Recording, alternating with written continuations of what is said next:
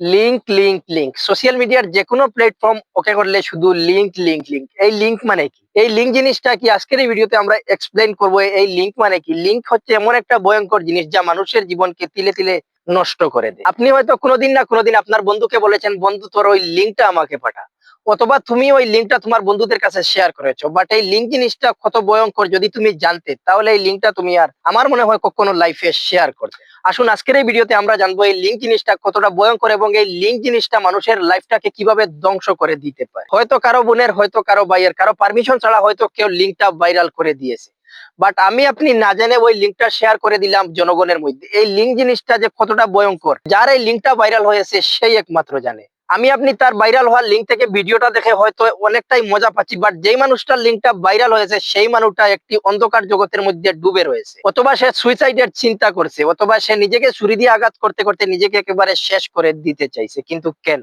একটা ছেলের একটা মেয়ের লিঙ্ক ভাইরাল হলো মানে একটা ছেলের অথবা একটা মেয়ের লাইফটা ধ্বংস হলো। যে ছেলেটার বা ওই মেয়েটার লিঙ্কটা ভাইরাল করলো সে নিজেই জানে না যে এই ছেলেটার বা মেয়েটার কত বড় একটা ক্ষতি করে ফেলেছে এই লিঙ্কের দ্বারা। এই লিঙ্ক ভাইরাল করাটা যে কতটা ভয়ঙ্কর, যে ভাইরাল করেছে সে যদি জানতো তাহলে আমার মনে হয় তার লাইফে কখনো আর লিঙ্ক ভাইরাল করতো না। আমার মনে হয় পৃথিবীর মধ্যে সবচাইতে বেশি লিঙ্ক ভাইরাল হয়েছে এই টুইটার এবং হোয়াটসঅ্যাপের মাধ্যমে, যার জন্য আমার মনে হয় এই টুইটারটা ব্যান করে দিলে সবচাইতে ভালো হতো। কারণ এই টুইটারের দ্বারাই অনেক ছেলে মেয়ের জীবন নষ্ট হয়ে যাচ্ছে। যেই লিঙ্ক ভাইরাল করুক, করেছে বা করবে, সে একবার তার জায়গায় নিজেকে রেখে ভাবুক যে আমার ভাইয়ের বা আমার বোনের লিঙ্ক ভাইরাল হলে যে তার লাইফে কতটা এফেক্ট পড়তো।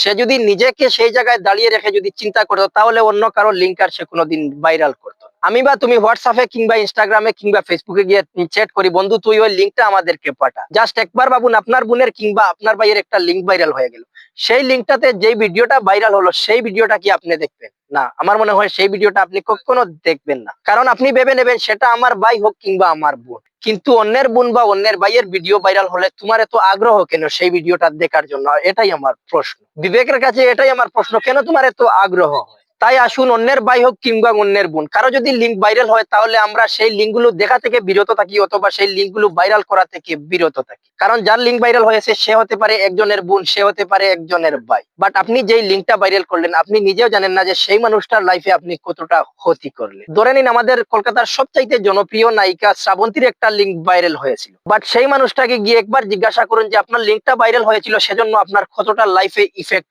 পড়েছিল। অথবা জান্নাত তুহাকে জিজ্ঞাসা করুন যে তোমাদের লিঙ্কটা ভাইরাল হওয়ার পর তোমাদের লাইফে কতটা ইফেক্ট পড়েছিল বা কতটা তোমাদের ক্ষতি হয়েছিল। জাস্ট একবার শ্রাবন্তী হোক কিংবা জান্নাত তুহা, তাদেরকে জিজ্ঞাসা করুন যে তোমাদের লিঙ্কটা ভাইরাল হওয়ার পর তোমাদের কেমন লাগছিল, অথবা তোমরা কি এই লিঙ্কটা ভাইরাল করেছিলে। তারা প্রশ্নে বলবেন না, আমরা ভাইরাল করিনি।